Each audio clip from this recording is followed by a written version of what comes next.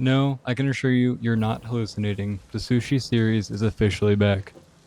It's been almost 5 months since I uploaded the original Sushi video, and it was also the first video on my channel that really blew up and made me gain an actual following. But it's back now, so let's get right into it.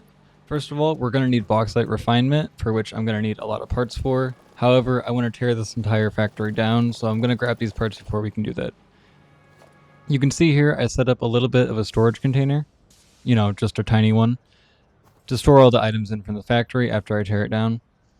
I figured to match the energy of the original videos that I put out on this, I needed to start off with a banger, and I couldn't think of anything that would look funnier on the horizon than just stacking storage containers up until the space elevator. Unfortunately, they are quite expensive when it comes to steel, when it comes to doing stuff like this, so I couldn't go all the way up to the space elevator, but we got pretty close. Here you can see I'm just tearing down the rest of the factory. It's really nice using blueprint demolish mode in order to get rid of these towers. And for the rest of the factory, we can just go through and dismantle it as per usual, and using mass dismantle mode for the walls and the foundations and all the conveyor belts. It is important that I pay attention to make sure that my inventory isn't over full when I'm doing this, otherwise all the items will end up on the floor in random little containers and I'll have to go back and grab them later. But other than that small detail, it's pretty easy to tear down even big factories like this. As I was tearing down the factory though, I realized that we were eventually going to run into a pretty big problem, and that is that the factory is running on a limited energy supply now that I've torn down everything, including, the way that we generate our power. Because of this problem, you would think that I went and immediately set up turbo fuel.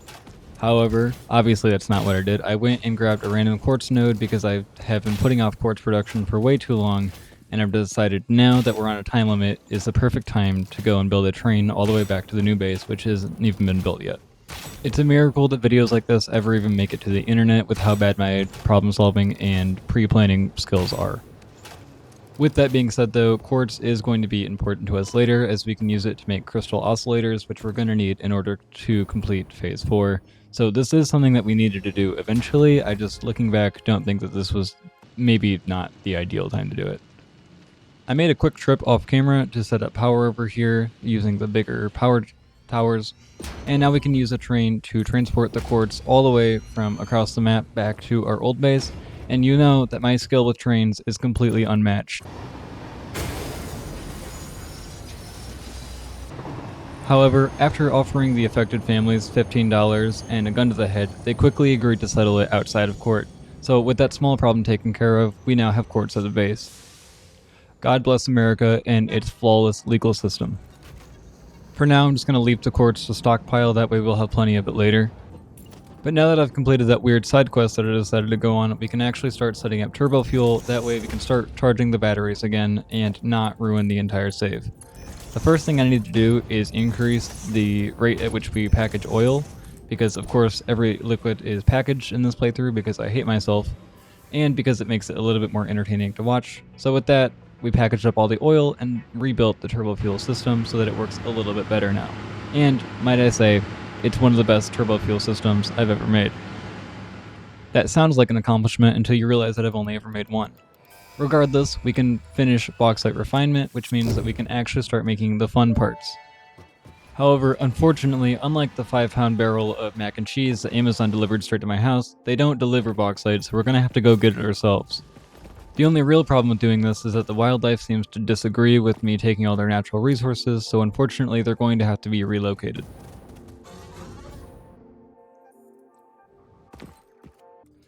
With that small problem taken care of, I was really excited because it meant that I could put down a miner, start mining bauxite, and of course build another train.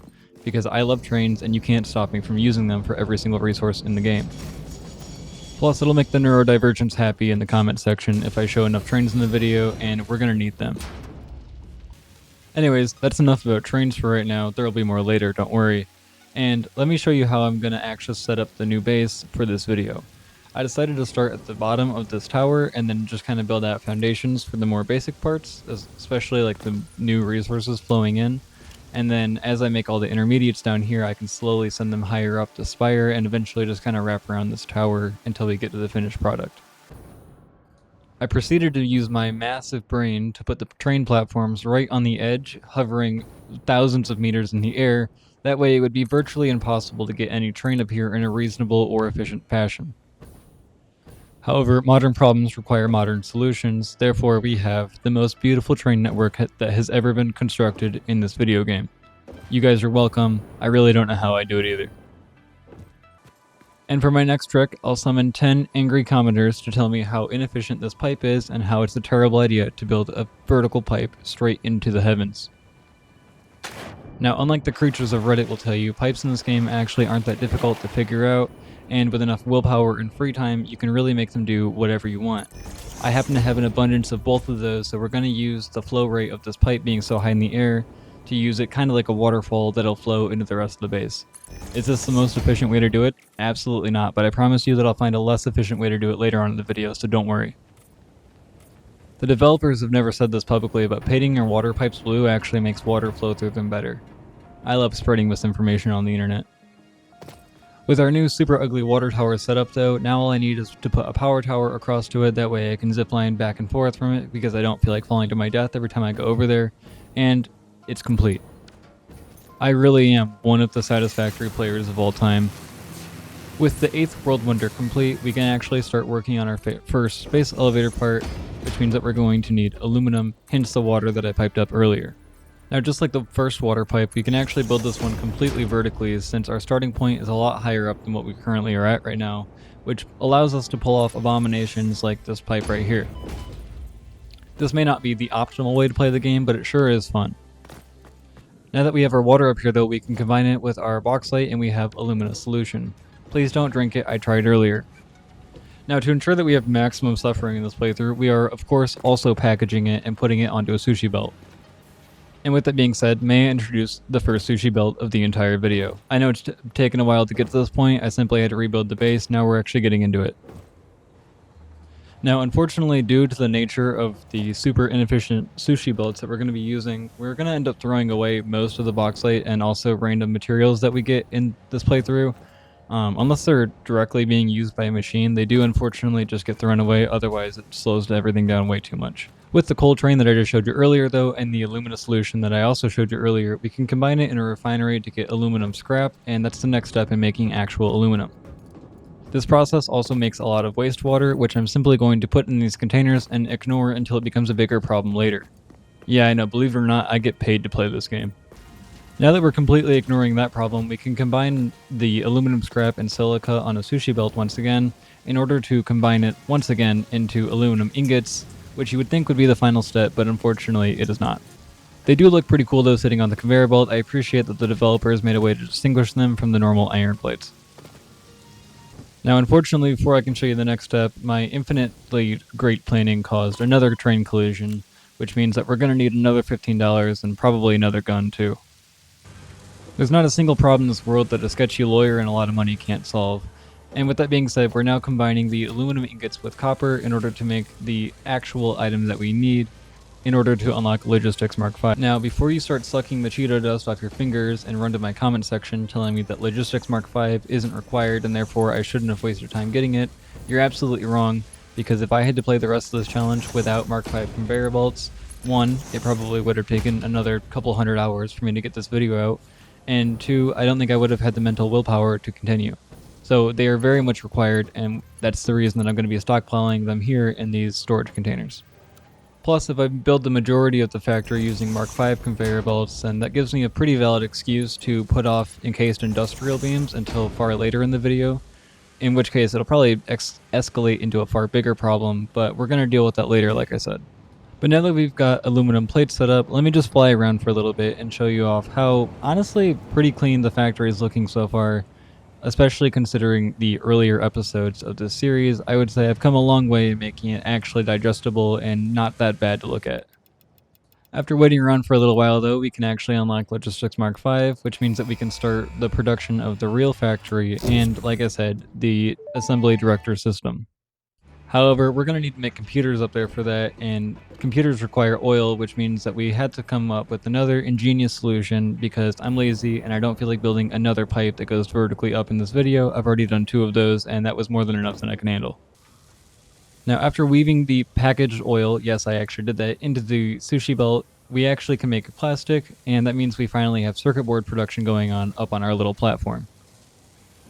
Once you make circuit boards and automate them, computers really aren't that far off, and they're pretty easy to put together. Really, the circuit board is the only hard part of making a computer in this game.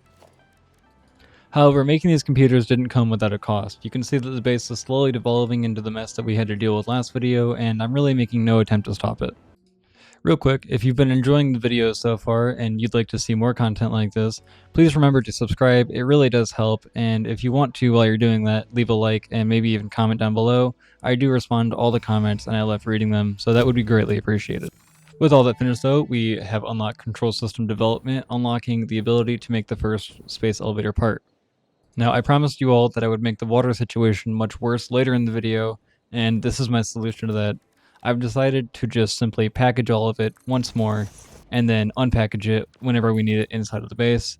This actually kind of makes it easier to deal with because you just don't have to deal with pipes at all, and I know I'm phrasing this as if I made it more difficult by doing this, but really my reason for doing this is because I was in fact having problems with the pipes, even though I said that only losers have problems with pipes.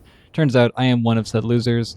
Regardless, now that water is packaged, we can actually make sulfuric acid, which is one of my favorite looking liquids in the entire game. When it's in a pipe, I just like the way that it glows so much. Plus, I like to color code all of my pipes, which means that we end up with this really pretty yellow pipe just kind of sitting here in the middle of the base. Unfortunately, we won't get to look at the pipe for that long because I am, of course, like all the other fluids, going to package it. If you're going to do this challenge, I would highly advise that you don't do this because it made it completely insufferable to play through, but it is somewhat entertaining to watch, I would argue. Now that all of our resources are up here though, we can intermingle them together and actually start making a proper sushi setup, the likes of which we saw in the last video. You can see I'm still packaging all the fluids, and I am combining everything onto this one nice sushi belt. That way our throughput will completely kick the bucket, and we can never make anything in this factory in a reasonable amount of time ever again. However, it does lead to some interesting looking factory layouts, such as the one that you're viewing with your nice little eyeballs right now. Now, it's only been a couple seconds for you, but hours later for me, we finally can automate heavy modular frames, which are my least favorite item in the entire game so far, and we finally have constructed the orb, which haunted us in the last video. Speaking of haunting, look at this weird conveyor belt that I built while I was setting up the rest of the factory. I've never seen it do this before. Anyways, weird conveyor belts aside, we also set up supercomputers because they're actually not that bad to build. I also decided that now that the base was really getting set up, it was a good time to move the space elevator into a much more worthy spot. That way, while we're standing on it and delivering project's assembly parts, we can look down on the rest of the map and they can know that we are, in fact, better than them. Now, as it is my duty to let you watch the entire animation of the space elevator, lest I be ripped apart by the comment section, I'm going to talk about the fact that you guys really made the last Factoria video that I published do really well, and I can't thank you guys enough for that. It's always a little jarring and nerve-wracking uploading videos that aren't strictly satisfactory to this channel, simply because that's what most people here want to see. And I will continue to make satisfactory videos, but it's just nice knowing that I can at least mix it up a little bit, especially since I do enjoy Factorio quite a bit, and I do have quite a few more Factorio videos planned for the future. In fact, I'm working on one right now. Anyways, the space elevator is down, and many hours later, we have our first assembly director system. Now we can simply look at it and wonder if the last hundreds of hours were worth any of that time. And while we do that, we're just gonna kind of gaze off into the sunset and question our life decisions. Well, that's over. And I think at this point, I've been playing on the save file for almost 300 hours. Much of that was just AFK, waiting for these assembly control systems to craft, because believe it or not, Sushi, even with Mark V conveyor belts in this game, is incredibly slow when you're doing it the way that I am right now, and it's also incredibly inefficient. However, it does eventually get the job done. It's now time for me to give you guys some kind of bad news. Unfortunately, something happened with the save file shortly after. I did actually start to automate the second part, but one, I lost most of that footage, and also, like I said, something with the save file happened and we're not currently able to play on it.